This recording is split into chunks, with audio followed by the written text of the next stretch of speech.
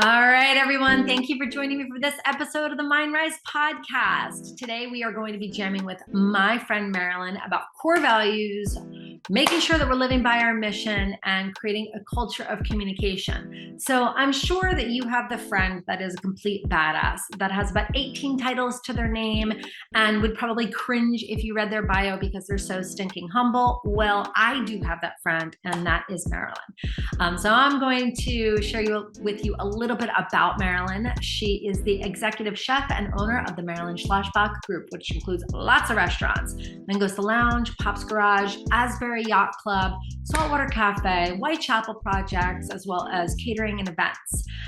She is also the founder of a non-for-profit known as Food for Thought by the Sea. And this organization's philanthropic endeavors are achieved through programs that foster healthy relationships and learning opportunities through culinary job placement and environmental studies. During COVID, Marilyn and her team delivered over 2,000 meals a week to local residents. She's always making an impact, especially when it comes to environmental organizations like Clean Ocean Action, Surfrider Foundation, the Littoral Society, and Waves for Water that work to protect coastlines and marine environments. You're going to hear all about that and more as we jump in today to talk about core values. What is your mission that drives you, especially as an entrepreneur, and creating a culture of communication in an ever-changing environment? So sit back, relax. For all things Marilyn, definitely go to our show notes. You can find all her social media platforms as well as how to get in touch with her, because she is a badass to the 10th power and has one hell of a delicious cookbook. So we'll throw all that in the show notes for you. Enjoy today's episode. And if you haven't already, make sure that you subscribe and leave a review over at Spotify, Apple. We're also on Google Play and YouTube if you want to see us in action. All right. So, Mar, I'm excited to have you on. I've known you for so long. And I was just saying to Marilyn that for most of our interviews for the podcast, I don't necessarily roll with notes, but today I did because I wanted to stay focused and committed to our interview for today rather than just BSing and catching up. So I'm excited to have Marilyn on, and she's an absolute powerhouse. So I've got some questions for you because I think that, as we've shared, Mar, people might see your name, your brand, likes on social media, the things that you've done over the last near 40 years in working and owning restaurants. I'm curious for you, when you reflect, what do you think have been some of your biggest lessons as an entrepreneur? Oh my God, there's so many. When we were just discussing this, a group of us, how when you start out in business and you're younger, you kind of hold on to everything and think that you need to have your hands in everything, do everything, be very silo driven on your business, which, over time, especially if you want to grow, has to shift, and you have to learn delegation and communication, and also when to cut the losing battles and move on. And the world's a very different place than when I started in this as a chef, as a business owner, as a woman. So there have been some monumental industry changes over time. There's been some really good opening up of doors for women. And there's also been some, complicated ways of doing business that didn't exist when I started. So navigating all that is almost a full-time job in hospitality. So you have to be willing to shift and go with the flow, or the rhythm of our ocean, as we say in our core values, which is funny because not a lot of people do that well. They don't change or grow in real time. So it's very challenging to do that for anyone. But I feel like when you're in a business where you have a lot more hands-on people in the pot than you do in most other businesses. It's definitely a lot more complicated. And generationally, people have changed. You have these terms we call people. I mean, I'm a baby boomer.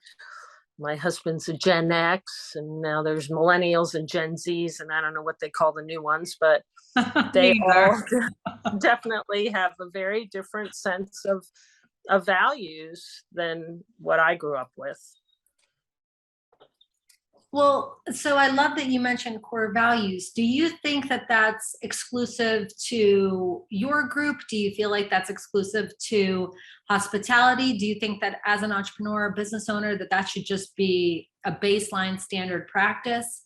Like for you, like when you think about core values, is that industry specific, or do you think that every business owner should have those, and as you said, in real time? Well, I think every human being should develop their core values, and then your business develops from your personal core values. And the complicated part is getting everybody on board to your core values. But if you don't have your core values set as a human being, it's very hard to engage with people in a business. Right. Well, Mary, or in life, in a relationship. So, but you also can't have judgment. My core values are different than many. And I think I pride myself that I never put people in my box. I have many friends I don't agree with their values on certain things, but that doesn't negate the friendship or the professional relationship, as long as the most important personal core values exist in that interaction. When the big ones, the big one, the big three, the big five for a human being aren't there, it's very hard to have growth.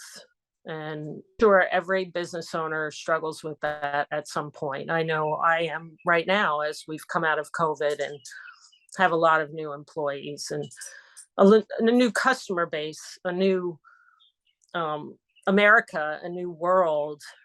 It's very difficult for me to navigate in that, I don't know, I just feel we've become very polarized as a country, and that's very difficult to run a business in, to have your values and speak them truthfully without being criticized or thrown up on social media, because it's so much easier for people to hide behind that little icon than it is to have a real conversation. So yes, core values are extremely important, I believe. And a mission, like, where are you going? Who are you? Who is your business reaching to? You can't reach everybody.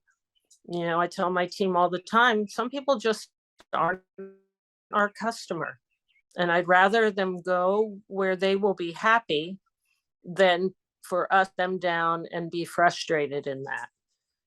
There are plenty of people on the planet that can be our customer, and let's align ourselves with them and make them happy. It'll be a much easier transaction. I'm sure you've all heard the saying, nothing changes if nothing changes. And that's true. It's really hard to make change in our life without taking the time to actually look at the way that we're showing up in the world and the thoughts that we have that really dictate the way that we show up in the world. That is why we created the 90-day Elevate Journal. You're definitely going to want to grab this, and it's available now on Amazon. The 90-day Elevate Journal is essentially designed for you to take a deep dive into what it really means to rise, transform, and lead.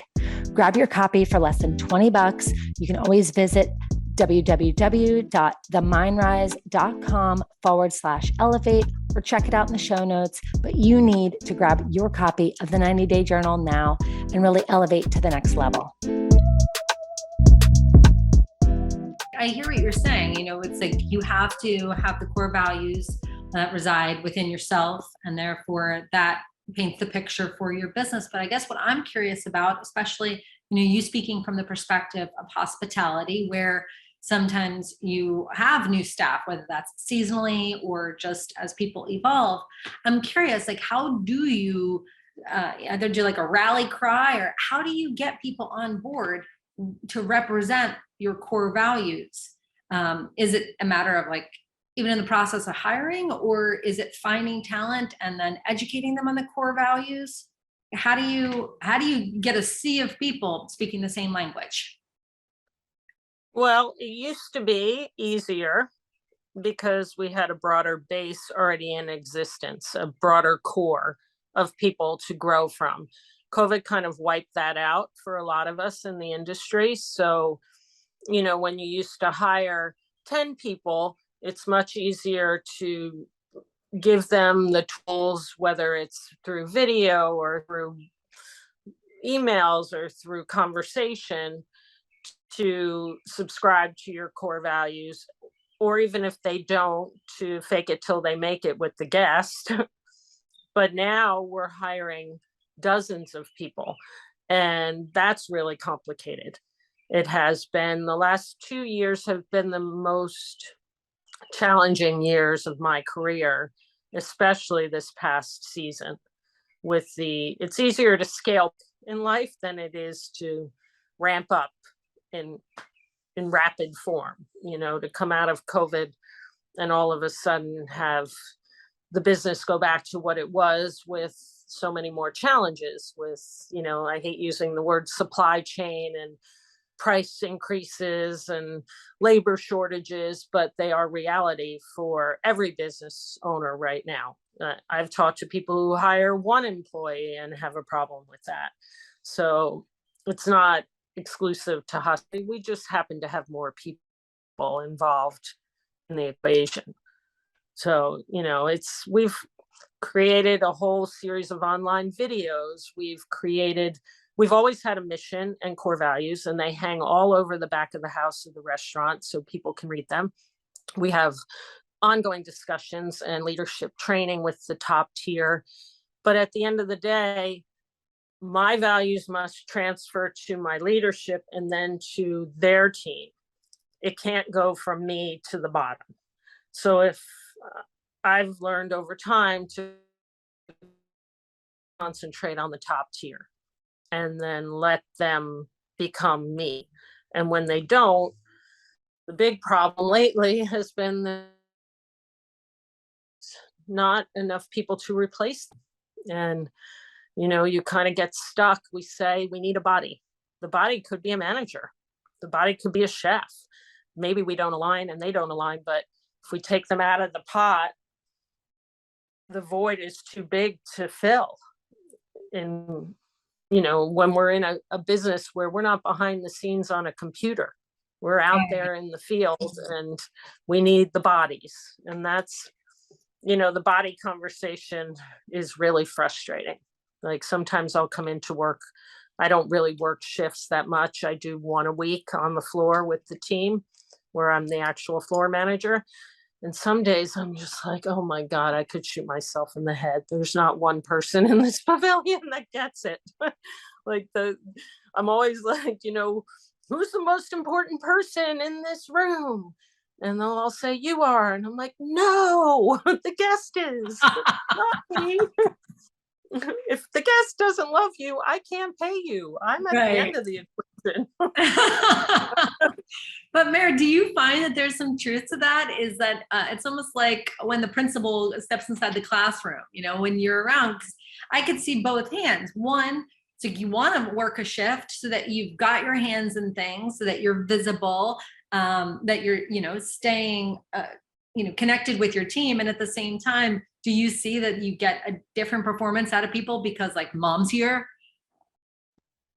Unfortunately, no.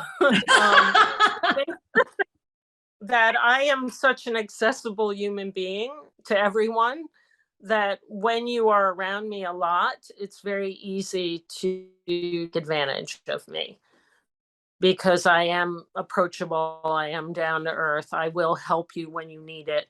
I do have a community presence that's built on nurturing. So, it's like a always say, like, you see these Italian families in movies and they're all screaming at each other and at Thanksgiving or whatever, but that's how they communicate. So once you develop a culture of communication, it doesn't matter that it's me. I had the talk yesterday with my leadership. I'm like, listen, guys, I feel taken advantage of. I am, all intensive purposes, the CEO of this company. If you worked for, Tesla or Amazon, would you walk into Elon Musk's office and act like this and show up not prepared and combative? And, so it's really hard to be a down-to-earth human being and be very, very approachable and balance that. It's like work hat, friend hat, and they're never on the same hat. And it's really complicated to get people to understand that there's certain things you have to do as the person who takes the weight of the finances of the guest perception and the person who wants to help you because your kid is homesick, or you didn't look at the schedule, or you're hungover. Which I'm sure you've dealt with all of those things. Oh yes, the hungover one. I'm always like, oh boy, this generation, when I was your age, I could go out 3 nights in a row and I showed up for work doubles every single day. I might have been like moving on fumes, but I could turn it on. You're all so wimpy. I love it. I love it. So you just said something that I think is really important. A culture of communication. And even going along with the example of, like, it could be a big Italian family who's all screaming at each other, but they are communicating. So what do you think allows for a culture of communication? And what do you think are some of the roadblocks or barriers to having communication flow? Well, it's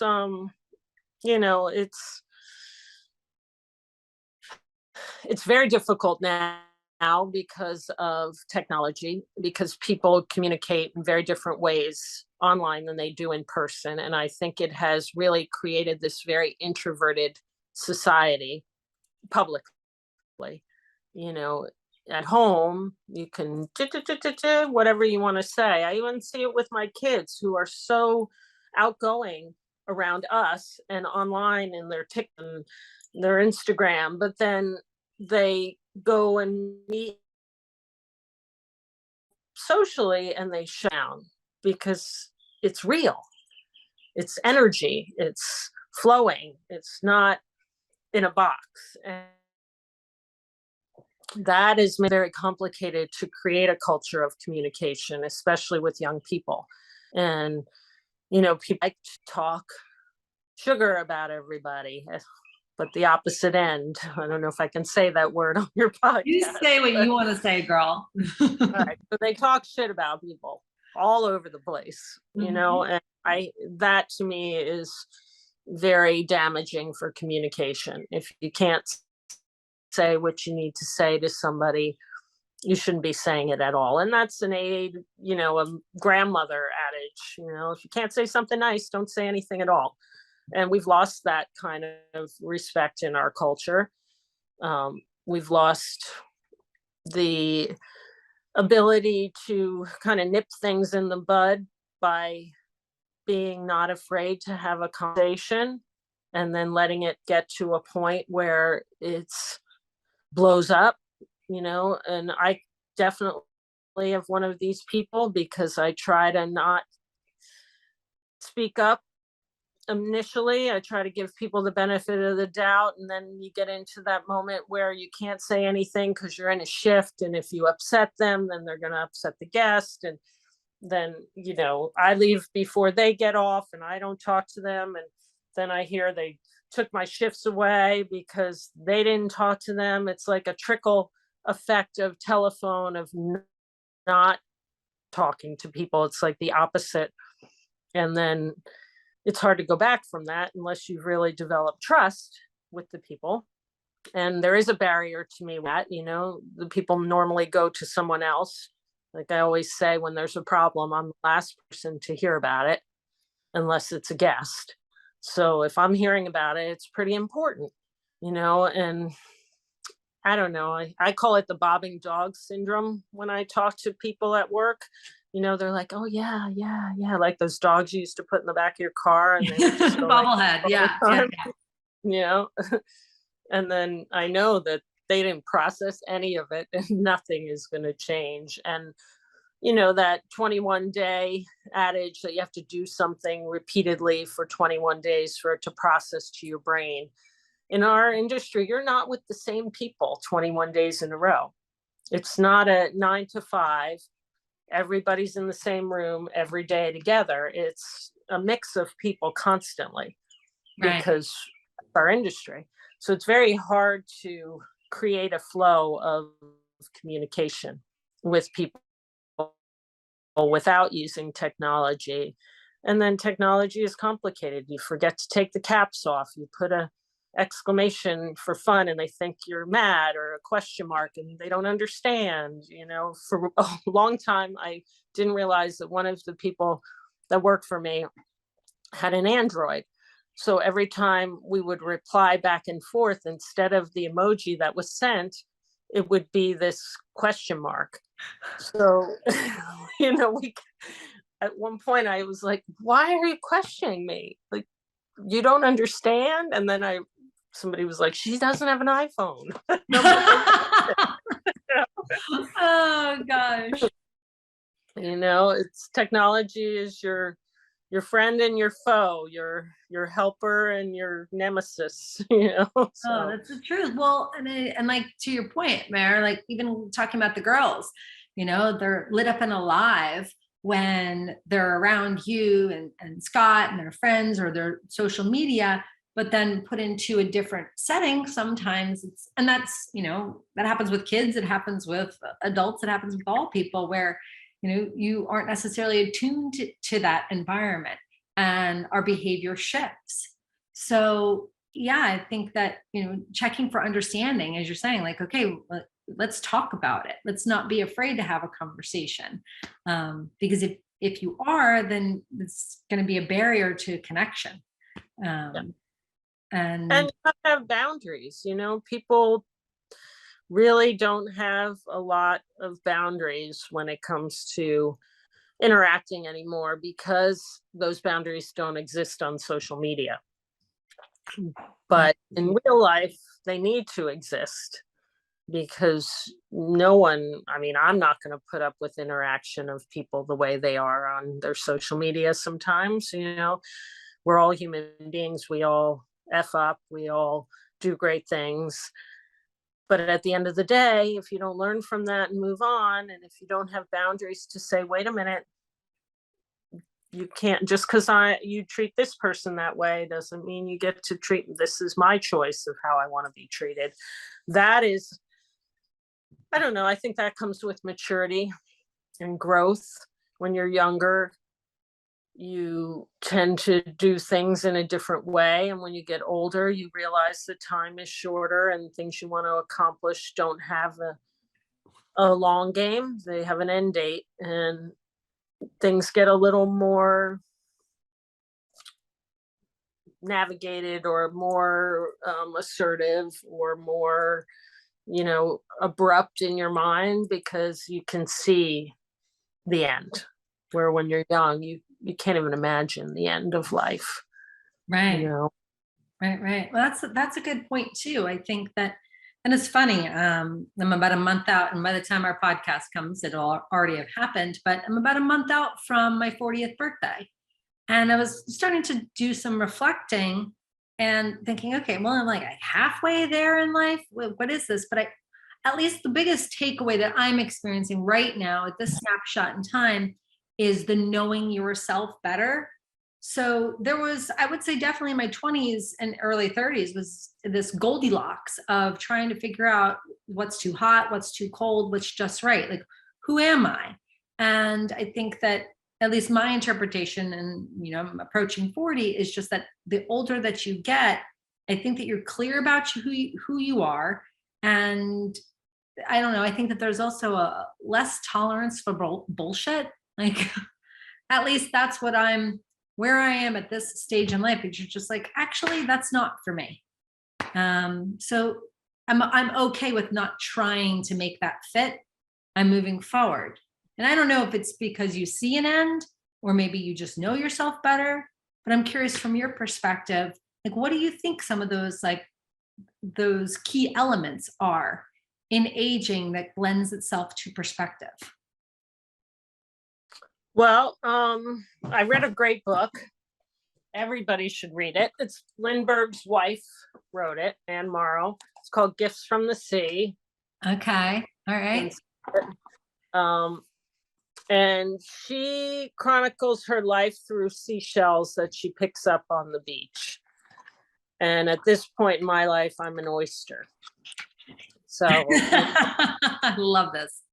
I'm not perfect. I'm a little hard around the edges, maybe some barnacles on me, but an oyster cleanses the ocean. So they take community around them and they process it through. So, I think my 40s, I thought in the beginning that I was more grounded in myself.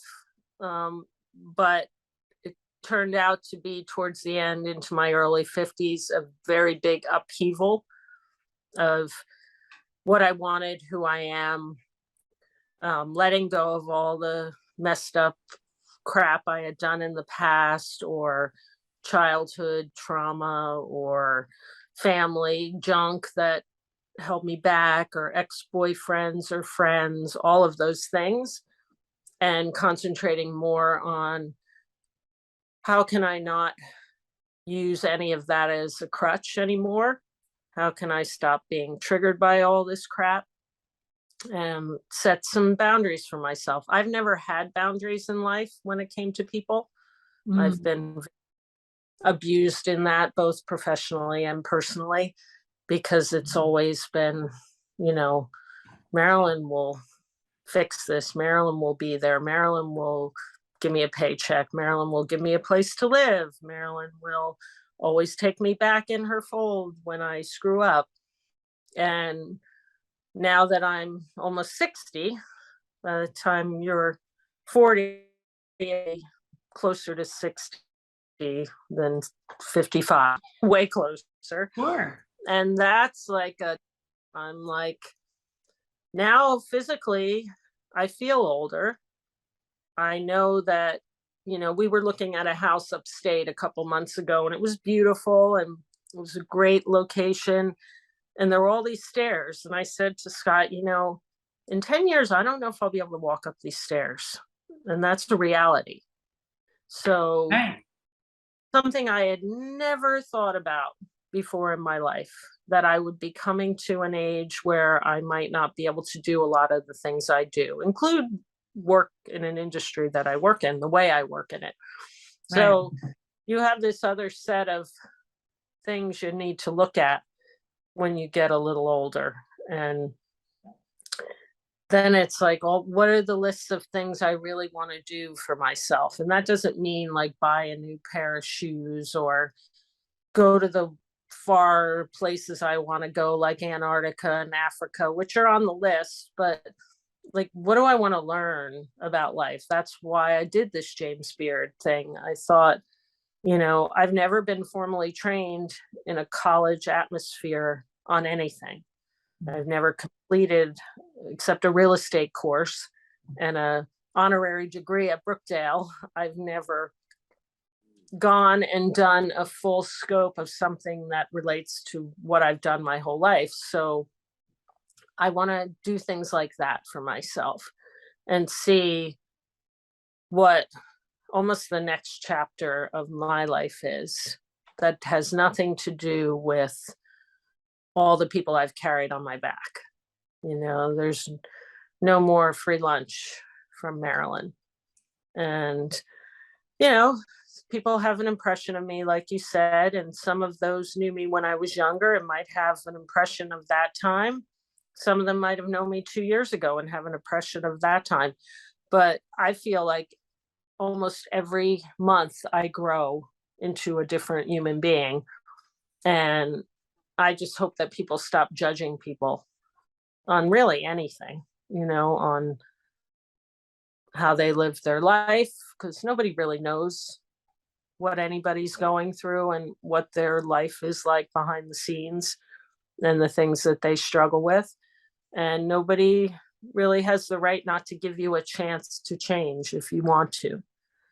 People are very polarized, hold to their values, that you have to be everything they perceive they are, which most of the time they're not. Honestly, if they're looking at themselves, they're not as perfect as they think they are. So it's also made me look at business differently.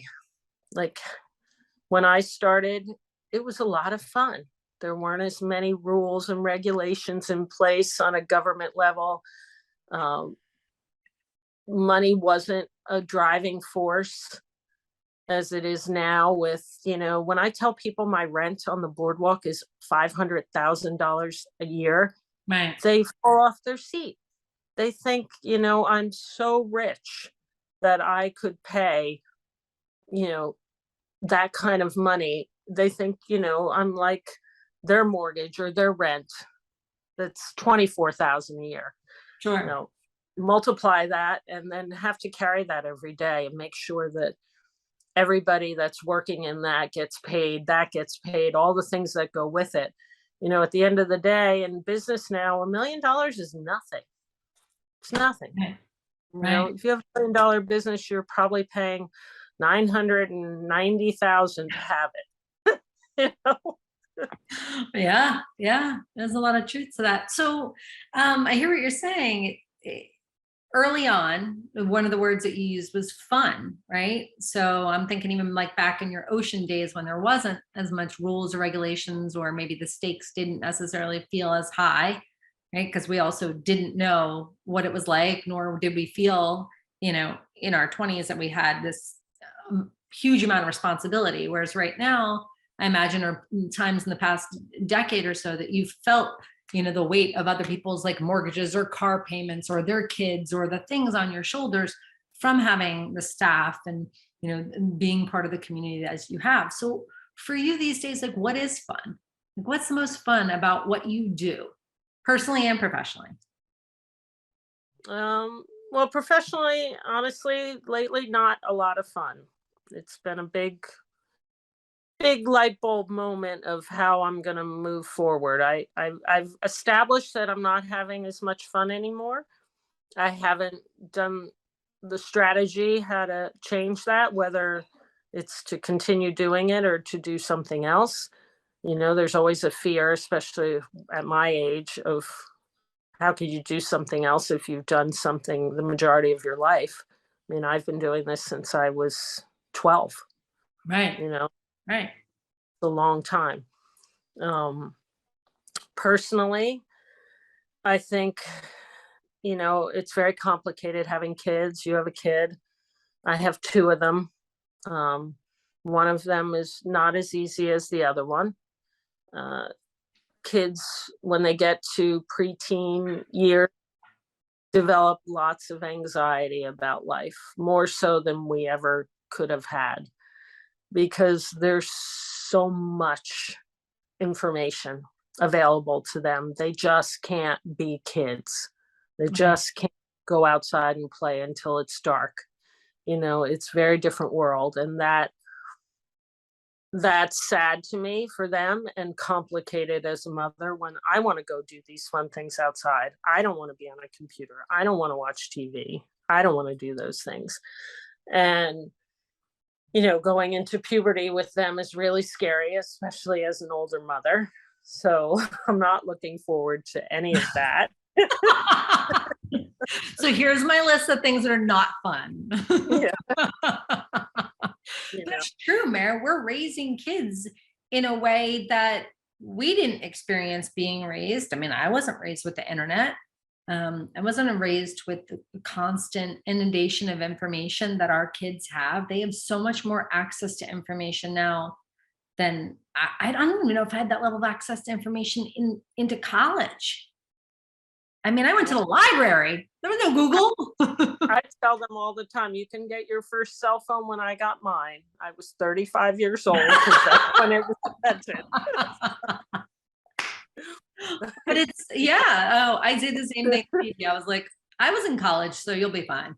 But we're raising people in an environment that we weren't raised in. I mean, and our parents more or less, like, you know, they raised us not too far off of how they were raised, because they, you know, times we didn't have, at least I'm not a person who likes to blame the media, but yeah, I think that it definitely adds a layer onto things. Yeah, there's a lot of frustration, anger, anxiety, fear in society because of how quickly things move and how much access we have to information. And it's become exponentially expensive to have a life. You know, when I look at people having children, I'm like, why? Why do you do that? It's expensive. They might not get to see the ocean the way you see it today. I mean, climate change is real. Oh, yeah. I think even all the crazy people think that now. So I think we're all on board. That is true. You know, I don't know how, you know, I fear for my kids not being able to experience, you know, when you say what fun for me is just getting in an ocean and knowing that I get to be in it and it's not filled with jellyfish like certain areas of the world because of climate change, or garbage in certain areas of the world. Like I live in a place that has a relatively clean ocean to enjoy with sea life in it, which is dying all over the place. Like these are real things that I feel like, you know, we'll take the kids out and we'll see dolphins. And like last night, Scott's like, come outside, come outside. We all run outside. He's like, look at the moon through the trees. Oh, it's Girls unbelievable. are like, oh, yeah, there it is. Okay, back to the TV, you know? Well, you know, someday you might not see that moon anymore. The sky might be too full with pollution for you to ever see it, you know? But how do you explain that to a 10-year-old? You know, when I was young, everything seemed possible. Right, and right. you get a little jaded as you get older because you know that that's absolutely not the truth for everyone. A few people can be TikTok influencers and make $1 billion, but not everybody can do that. And, you know, can you find a passion that's more down to earth and accessible for yourself instead of wantitis of being the next whatever or having the next thing, you know, Right. and minimizing, you know. I was talking to Cindy Zeff, who's the director of Clean Ocean Action. I was her first employee, and this was almost 40 years ago. And we were talking about wind power, which is a big fight because it's not good for the environment. It's not profitable. It's not going to solve our problems. There's no wind that is always the same to keep wind power consistent without adding more power to it.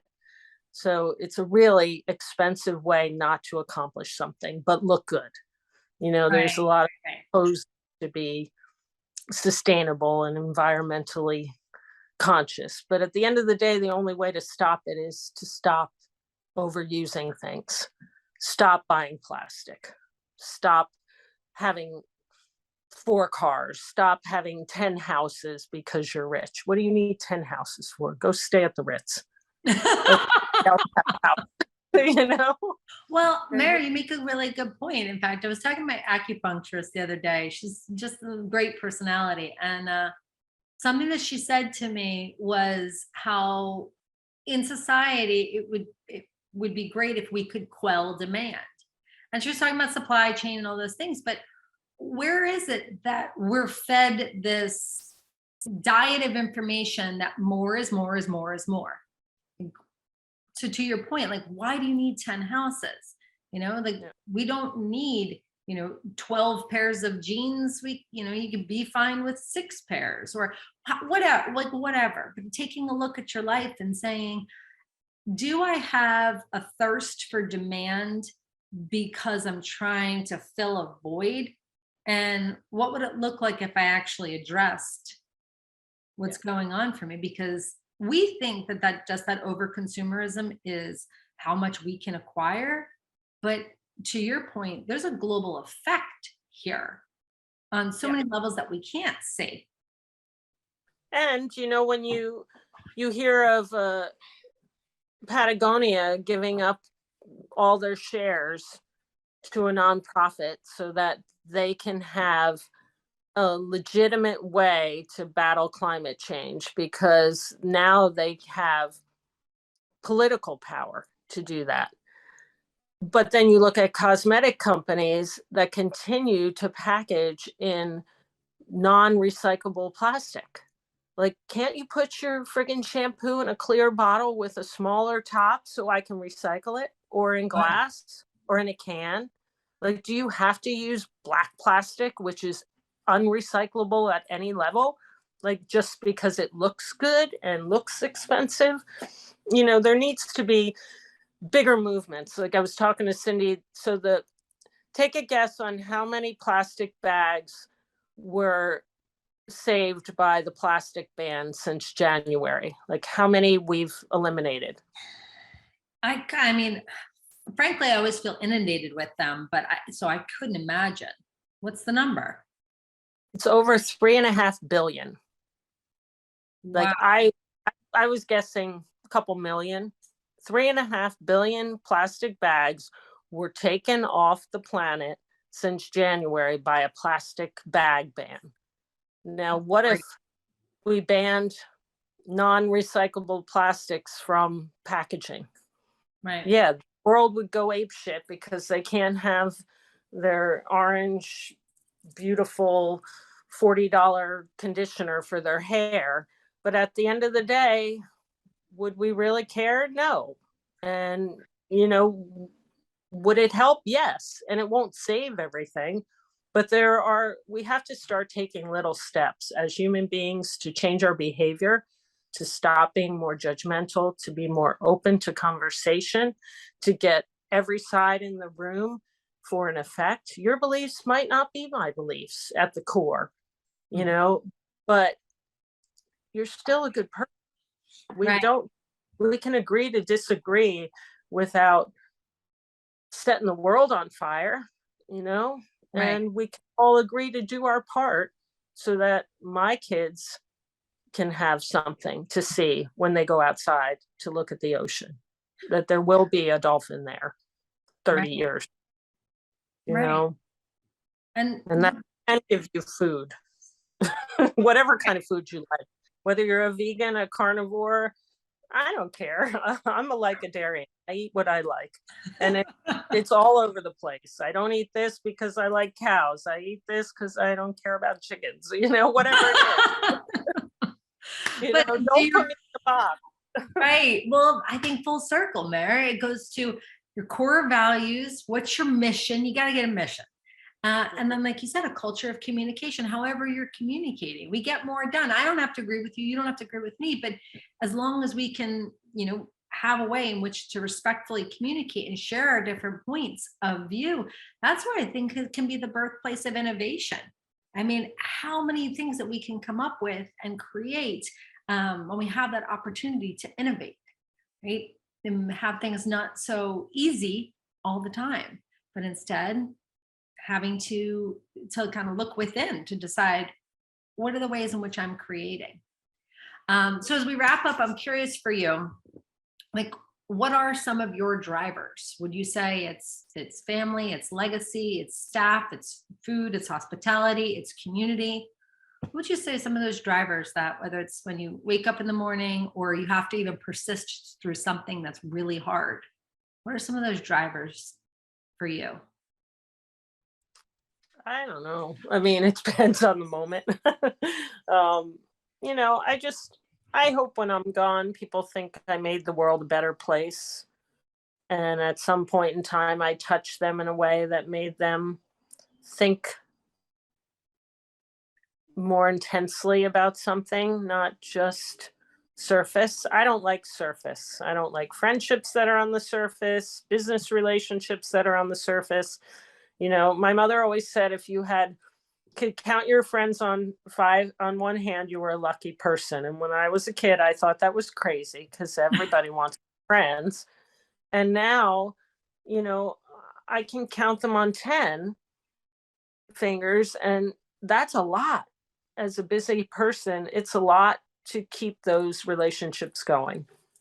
And I don't need to have all these fake friends or all these superficial friends. If you're not willing to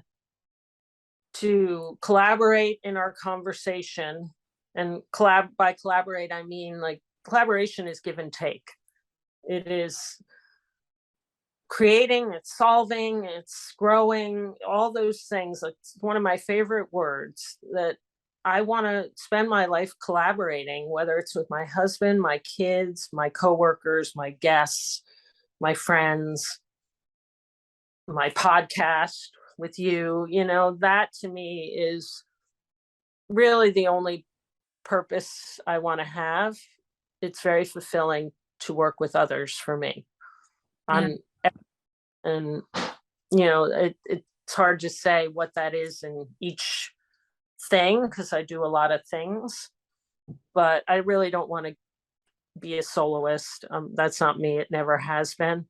And a lot of my life, I have to be that, losing parents at an early age, you know, starting a business on my own.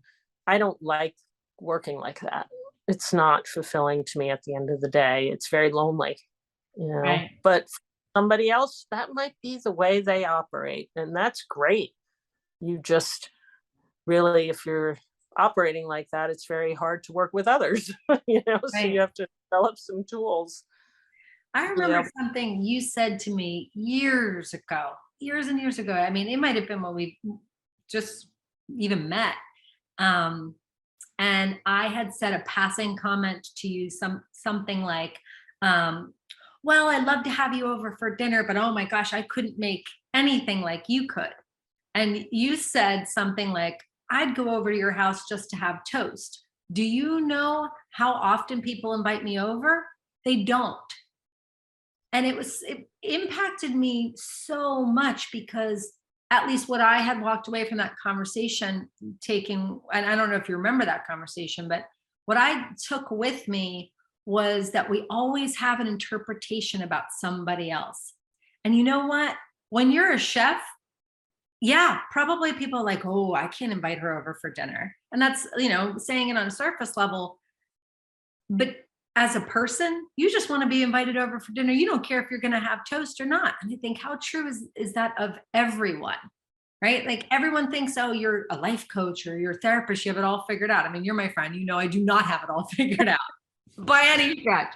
But it's so interesting. It's like people don't want to offer me advice because, oh, this is what you do for a living. It's like, you know, whereas people probably, they have a hesitation because they have a narrative about you.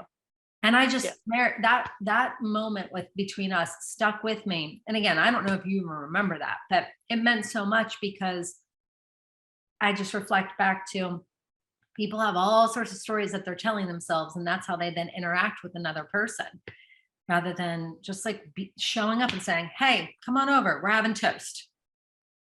You never know where your things are going to come from in life. I remember Scott and I took a trip to Mexico or Costa Rica, wherever we were going, and we had a layover, and then we got bumped, and we were in some dingy hotel in the middle of nowhere in Texas or something, and we went to the dive bar down the street, and you know, we were really bummed. We're missing a day of our flight, and we got this fried avocado, like a whole avocado stuffed with shrimp or something, I don't even remember. And at the end of it, I was like, you know, if we never had this experience, we wouldn't have tried this fun thing. So that one avocado could have been 2 days of whining and bitching about how horrible this experience was. And I chose to focus on the avocado. And it's kind of a symbol of wherever you are, try to get the best out of the person, the situation. I'm not all that. I'm not the greatest cook ever. I have a team that produces things that I want to happen. And even when I was younger, I just cooked because I loved it. I love to have people smile when they put something in their belly. That's another old adage of generations past. The way to a man's stomach is through the way the man's heart is through the stomach, which is a little old fashioned and old school and not relevant to today's society. I do know that when people come together to break bread, to enjoy each other's company with food, it creates memories. And yes, I want the food to be part of the memory, but I want the people to feel good, however they do it. Maybe it's the music, maybe it's the cocktail, maybe it's the ocean, maybe it's the backyard, maybe it's the fire. The food is just a part of that package. Right. And we never know the way in which we're leaving an impression on someone. It could have, just like you said, the hospitality. We've had so many birthdays, anniversaries, going aways, coming back into towns, Mindrise events, all at Langosta. And why? It's because to me, it represents just an experience. And of course, I know the food's not going to be terrible, but so it's the impression. And the impression, I think, leaves a taste for someone, whether that taste is actually on their tongue or in their heart, right? It's being able to know that you made a difference. Yeah. And that's hard in my business. The biggest hurdle I have is the front of the house staff. It's much easier to control what's happening in the back than it is in the front, and because of all the interaction with people. And it's not always, it could be the guest who's having a really bad day and takes it out on us, as much as it could be a staff member either having a bad day or not giving a fuck, honestly. Right. A lot. So it's the experience overall that is the most complicated to execute. You can execute a few of the things within that, but when it all comes together, it's like a beautiful orchestra for us and for the guest. And it's a tough thing to accomplish every day, all day long. All right, my friend. Do it. Oh gosh, I know I have to set you free into the wild, but before I do, what's next for you? Like, of all the things, of all the roads you've traveled so far, what's next for you? What are you craving next? Oh, I'm not done. I want more projects in my life. I want different ones. I want more fulfilling days, whatever they are. And I don't take my time off by weekends. Sometimes I take it off in hours, but I want those hours, those moments to feel good. And I want the world to feel better. I don't know how to be a part of that on a bigger level. I wish I could. I never think my impact is enough for what I want to accomplish with making the world a better place. But I'll just keep doing it moment by moment, the best I can, and fucking up along the way. Part of the journey. Yeah. Learning. That's the truth. Awesome. So, Mara, where should everybody look for you when they're looking for you on the World Wide Webs? Where are you hanging out on Instagram? Can you tell us where you are? LinkedIn, all of the places. TikTok. We're on it all. Oh, yes. You are on TikTok. Oh, I remember. Okay. So we'll throw all of the places to find Marilyn, her amazing team, all things hospitality, in the show notes. So we'll definitely go check out the show notes so you can follow Marilyn and see of her next adventures, because whether her adventures are happening in a kitchen or around a dinner table, you'll also find her in far-flung places of the world, because like me, she's got the travel bug. But Mary, I can't thank you enough for coming on. I know we've talked about this for a while, and it's great that it's finally happened. Yes. Thank you for putting up with my scheduling conflicts. No worries. We're all human, my friend.